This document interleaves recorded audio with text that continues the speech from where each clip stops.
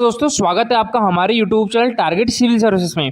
तो पंचायती राज व्यवस्था most important topic है, इसके बारे में पूरी डिटेल में पढ़ेंगे हम। तो लेक्चर ध्यान से देखिएगा, स्टेट पीएससी के लिए तो मोस्ट इंपॉर्टेंट है। ठीक है, तो देखिए ये डिस्कस करने के बाद हम करेंगे क्विज। ठीक है, 20 क्वेश्चन रहेंगे उसमें जो कि प्रीवियस ईयर एग्जाम में पूछे गए हैं, जिससे आपका पूरा टॉपिक क्लियर हो जाएगा। ठीक है, वो भी मोस्ट इंपॉर्टेंट क्वेश्चन रहेंगे, इसलिए लेक्चर ध्यान से देखिएगा।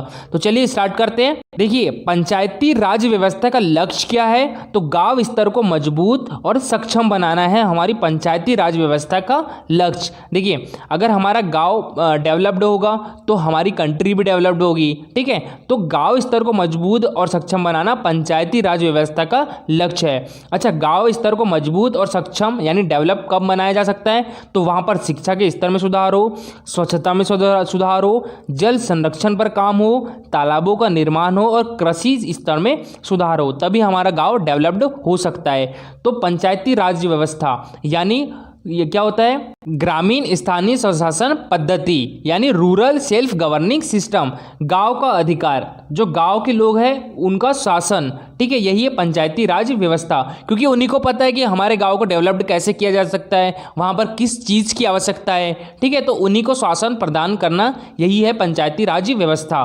तो चलिए अब डिस्कस करते हैं हम कि हमारे देश में पंचायती राज व्यवस्था है तो उसकी प्रोसेस कैसे स्टार्ट हुई। तो 1880 से 1884 के मध्य लॉर्ड रिपन का कार्यकाल पंचायती राज व्यवस्था का स्वर्णकाल कहलाता है। किसका कार्यकाल? लॉर्ड रिपन का कार्यकाल। देखिए जो लॉर्ड रिपन है इनको भारत के उद्धारक के रूप में भी जाना जाता है। ठीक है, किसको? लॉर्ड रिपन को। और भारत में स्थानीय स्वशासन का पिता किसे कहा जाता है, तो ये भी लॉर्ड रिपन को कहा जाता है। तो याद रखिएगा। देखिए जो भारत में पहली बार जनगणना हुई थी वो कब हुई थी, तो वो हुई थी 1872 में। ठीक है, और बात करें कि भारत में नियमित जनगणना कब स्टार्ट हुई थी, तो ये 1881 में हुई थी। भारत में नियमित जनगणना लॉर्ड रिपन के कार्यकाल में हुई थी। ठीक है, तो याद रखिएगा। और एक यहाँ पे एक चीज और याद रखना कि जो सिविल सेवा में प्रवेश की अधिकतम आयु पहले कितनी थी लॉर्ड रिपन के कार्यकाल के पहले, तो 19 वर्ष थी। ठीक है, और इनके कार्यकाल में ये बढ़ाकर 21 वर्ष कर दिया गया था सिविल सेवा में परीक्षा की अधिकतम आयु को। ठीक है, स्वतंत्रता प्राप्ति के बाद भारतीय संविधान में भाग 4 के नीति निर्देशक तत्व के अनुच्छेद 40 में ग्राम पंचायत के गठन और शक्ति प्रदान करने की बात कही गई है। तो किसमें? भाग 4 के, हमारे संविधान के भाग 4 के नीति निर्देशक तत्व के अनुच्छेद 40 में। तो याद रखिएगा। पर पंचायती राज संस्था का कोई संवैधानिक दर्जा नहीं दिया गया था उस टाइम पर। ठीक है, अभी संविधान में लिखित है। तो उस टाइम पर फिर बाद में क्या हुआ, संशोधन हुआ और फिर उसके बाद इस पंचायती राज व्यवस्था को शामिल किया गया हमारे संविधान में। ठीक है, तो पंचायती राज व्यवस्था हेतु बहुत सी समितियों का निर्माण हुआ समय समय पर।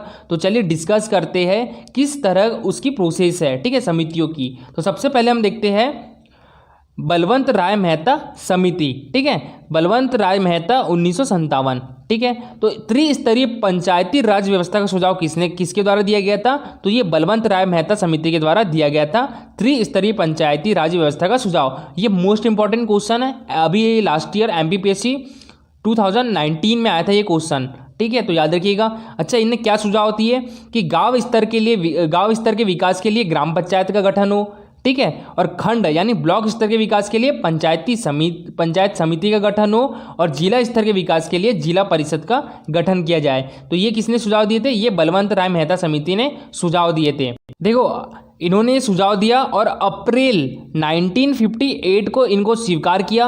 और सबसे पहले राजस्थान विधानसभा ने 1959 में पंचायती राज व्यवस्था का अधिनियम पारित किया। तो कहाँ पर? राजस्थान जिले के नागौर जिले में। ठीक है, पंडित जवाहरलाल नेहरू ने पंचायती राज व्यवस्था की शुरुआत की। तो ये कब की थी? 2 अक्टूबर 1959 को। ठीक है, राजस्थान के नागौर जिले में की थी। किसने? पंडित जवाहरलाल नेहरू ने। उस टाइम पर वह हमारे प्रधानमंत्री थे। कौन? पंडित जवाहरलाल नेहरू।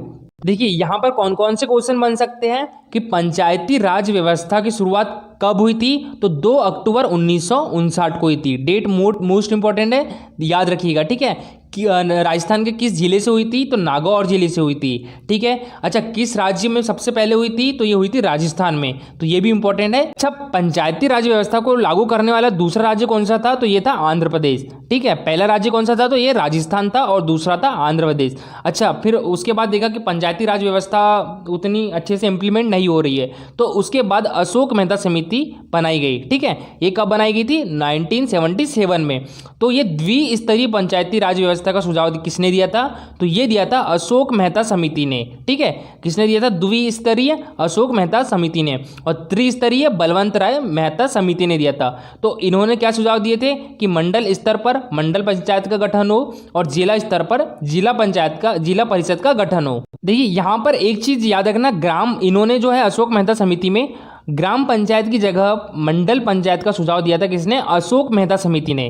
ठीक है, तो ये भी मोस्ट इंपॉर्टेंट है, याद रखिएगा कि ग्राम पंचायत की जगह मंडल पंचायत का सुझाव किसने दिया था, तो ये अशोक मेहता समिति के द्वारा दिया गया था। इसके बाद आई पीवी के राय समिति। कब आई थी, ये 1985 में आई थी। ठीक है, तो इन्होंने 4 स्तरीय पंचायती राज व्यवस्था का सुझाव दिया था। ठीक है, तो याद रखिएगा इन्होंने 4 स्तरीय पंचायती राज व्यवस्था का सुझाव दिया था।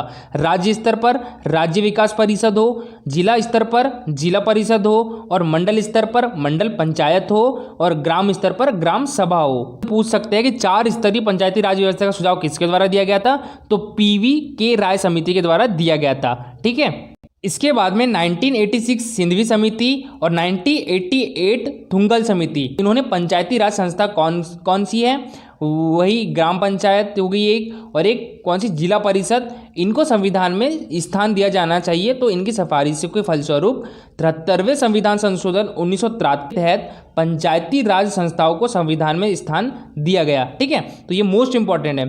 73वें संविधान संशोधन 1993 के तहत पंचायती राज संस्थाओं को संविधान में स्थान दिया गया। ठीक है, 73वें संविधान संशोधन। और इसके टाइम पे हमारे पीएम कौन थे, तो ये थे पीवी नरसिम्हा राव। ठीक है, तो ये भी याद रखिएगा। और संविधान के भाग 9 में 16 नए अनुच्छेद 243 क से न तक और 11वीं अनुसूची को संविधान में शामिल किया गया। ठीक है, तो इस संविधान में। और यहाँ पर एक चीज याद रखना, 11वीं अनुसूची में पंचायतों के कार्य निर्धारण के लिए 29 विषय यानी कार्य क्षेत्र को शामिल किया गया है। तो ये मोस्ट इंपॉर्टेंट है, याद रखिएगा 29 विषय है। ठीक है, यानी कार्य क्षेत्र है। देखिए 73वें संविधान संशोधन 1993 में जो कानून बना, तो उस कानून में क्या क्या कहा गया, उसके इंपॉर्टेंट फैक्ट देखते हैं हम। तो इस कानून के अंतर्गत 20 लाख से अधिक जनसंख्या वाले प्रदेश क्षेत्र पंचायती राज की त्रिस्तरीय प्रणाली लागू करेगा। ठीक है, अच्छा 20 लाख से कम है तो द्विस्तरीय प्रणाली लागू करेगा। ठीक है, इस कानून ने ग्राम सभा को संवैधानिक अधिकार प्रदान किया। ठीक है, किसने, 73वें संविधान संशोधन अधिनियम 1993 ने। और प्रत्येक 5 वर्ष के बाद पंचायतों का चुनाव होगा। अगर पंचायत भंग होती है तो 6 माह के भीतर निर्वाचन होंगे। कितने माह के भीतर, 6 माह के भीतर। मोस्ट इंपॉर्टेंट है, क्वेश्चन आया वाला है। ठीक है, अनुसूचित जातियों, अनुसूचित जनजातियों व महिलाओं के लिए 1/3 सीटों का आरक्षण किया गया। ठीक है, तो कितने परसेंट, 33 सही 1/3% का आरक्षण किया गया। और प्रत्येक राज्य में राज्य वित्त आयोग का गठन हुआ था इस संविधान संशोधन अधिनियम के अंतर्गत। कुछ और इंपॉर्टेंट बातें तो वो देख लेते हैं। ग्रामीण विकास मंत्री पंचायती राज के विभिन्न अंगों की निगरानी करते हैं। तो कौन, ग्रामीण विकास मंत्री। और जो ग्राम पंचायत का निर्वाचन कराना राज्य सरकार पर निर्भर करता है। तो ये मोस्ट इंपॉर्टेंट पॉइंट है। ठीक है, ग्राम पंचायत का निर्वाचन किसके द्वारा करवाया जाता है, तो ये राज्य सरकार पर करवाया जाता है। ठीक है, और हमारे मध्य प्रदेश के अभी राज्य निर्वाचन आयुक्त कौन है, तो बसंत प्रताप सिंह है। ठीक है, तो याद रखिएगा खंड स्तर पर पंचायत समिति एक प्रशासनिक प्राधिकरण है। ठीक है, ये भी क्वेश्चन पूछा जा चुका है, प्रशासनिक प्राधिकरण है खंड स्तर पर पंचायत समिति। दोस्तों अब स्टार्ट करते हैं हम क्वेश्चंस। ठीक है, मोस्ट इंपॉर्टेंट है ये क्वेश्चंस, प्रीवियस ईयर एग्जाम में पूछे गए हैं।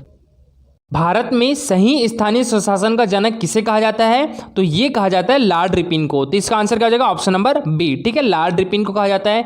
और लॉर्ड रिपन की बात करें तो इनका कार्यकाल कब से कब तक था, तो 1880 से लेकर 1884 तक था इनका कार्यकाल। ठीक है, और इन्हें भारत के उद्धारक के रूप में भी जाना जाता है लॉर्ड रिपन को। और जो भारत की नियमित जनगणना है कब से प्रारंभ हुई थी, 18 1881 से प्रारंभ हुई थी। वैसे तो भारत की जनगणना 1872 से स्टार्ट हो गई थी, लेकिन जो नियमित जनगणना है वो प्रारंभ हुई थी 1881 से, तो वो भी लॉर्ड रिपन के कार्यकाल से प्रारंभ हुई थी। ठीक है, तो याद रखिएगा। और जो सिविल सेवा में प्रवेश की अधिकतम आयु को 19 वर्ष से बढ़ाकर 21 वर्ष, ये भी बहुत बार एग्जाम में पूछा जा सकता है, तो ये किसके कार्यकाल में किया गया था? तो ये लॉर्ड रिपन के कार्यकाल। भारतीय संविधान के किस संशोधन अधिनियम द्वारा पंचायती राज व्यवस्था को संवैधानिक दर्जा दिया गया था? तो ये 73वें संविधान संशोधन के द्वारा। तो इसका आंसर क्या हो जाएगा? Option number D. ठीक है, 73वें संविधान संशोधन के द्वारा पंचायती राज व्यवस्था को संवैधानिक दर्जा दिया गया था। पंचायती राज प्रणाली में ग्राम पंचायत का गठन होता है, तो ये कहां पर होता है? ग्राम स्तर पर होता है। तो इसका आंसर क्या हो जाएगा? Option number A. ठीक है, ग्राम स्तर पर। यदि पंचायत भंग होती है तो इस किस अवधि के अंदर निर्वाचन हो गए? तो ये हो गए 6 माह के अंदर। तो इसका आंसर क्या हो जाएगा? Option number C. ठीक है, 6 मंथ के अंदर। खंड स्तर यानी ब्लॉक लेवल पर पंचायत समिति एक है, यानी क्या है? ये एक प्रशासनिक प्राधिकरण है। तो इसका आंसर क्या हो जाएगा? Option number A. Ashok Mehta समिति ने पंचायती राज व्यवस्था के अंतर्गत कितने स्तरीय ढांचे की स्थापना की सलाह दी थी? तो ये दी थी 2 स्तरीय। ठीक है, तो इसका आंसर क्या हो जाएगा? देखिए ऑप्शन में नहीं दिया हुआ है, तो 2 स्तरीय है। ठीक है, तो याद रखिएगा 2 स्तरीय। ठीक है, और जो 3 स्तरीय वो बलवंत राय मेहता समिति ने दी। पंचायत के चुनाव कराने हेतु निर्णय किसके द्वारा लिया जाता है? तो ये लिया जाता है राज्य सरकार के द्वारा। तो इसका आंसर क्या हो जाएगा? Option number B. ठीक है, राज्य सरकार। 2 अक्टूबर 1959 को भारत में पंचायती राज का शुभारंभ निम्नलिखित में से कहां पर किया गया था? तो ये किया गया था राजस्थान के नागौर जिले में। तो इसका आंसर क्या हो जाएगा? Option number A. ठीक है, राजस्थान के नागौर जिले में। भारत में त्रिस्तरीय पंचायत राज प्रणाली का प्रस्ताव किसके द्वारा किया गया था? तो ये किया गया था बलवंत राय मेहता समिति। तो इसका आंसर क्या हो जाएगा? Option number A. निम्नलिखित में से किस राज्य ने सबसे पहले पंचायती राज अपनाया था? तो ये अपनाया था राजस्थान ने। तो इसका आंसर क्या हो जाएगा? Option number D. और सेकंड नंबर पे आंध्र प्रदेश ने। ठीक है, लोकतंत्र विकेंद्रीकरण का आशय है स्थानीय सरकार से। तो इसका आंसर क्या हो जाएगा? Option number D. ठीक है, स्थानीय सरकार। निम्न में कौन पंचायती राज से संबंधित है? तो कौन है? बलवंत राय मेहता समिति। तो इसका आंसर क्या हो जाएगा? ऑप्शन नंबर सी। पंचायती राज प्रणाली पहले किन 2 राज्यों में लागू की गई थी? तो ये की गई थी राजस्थान और आंध्र प्रदेश में। तो इसका आंसर क्या हो जाएगा? Option number A. ठीक है, राजस्थान और आंध्र प्रदेश। 4 स्तरीय पंचायती राज प्रणाली का सुझाव किसके द्वारा दिया गया था? तो ये दिया गया था PVK राय समिति। तो इसका आंसर क्या हो जाएगा? Option number C. ठीक है, PVK राय समिति द्वारा 4 स्तरीय पंचायती राज प्रणाली का सुझाव दिया गया था। बात करें भारतीय संविधान का कौन सा अनुच्छेद राज्य सरकार को ग्राम पंचायत के गठन का निर्देश देता है? तो ये देता है अनुच्छेद 40। तो इसका आंसर क्या हो जाएगा? Option number C. ठीक है दोस्तों, इसके बाद वाले लेक्चर में करेंगे हम मध्य प्रदेश में पंचायती राज। ठीक है, मध्य प्रदेश में पंचायती राज, इसके इंपॉर्टेंट फैक्ट देखेंगे और फिर इससे रिलेटेड क्वेश्चंस देखेंगे जो कि प्रीवियस ईयर में पूछे गए हैं। तो दोस्तों लेक्चर अच्छा लगा हो तो लाइक और शेयर जरूर करिएगा। इसके बाद ही हम लाएंगे मध्य प्रदेश में पंचायती राज का लेक्चर। ठीक है, और thank you for watching this video.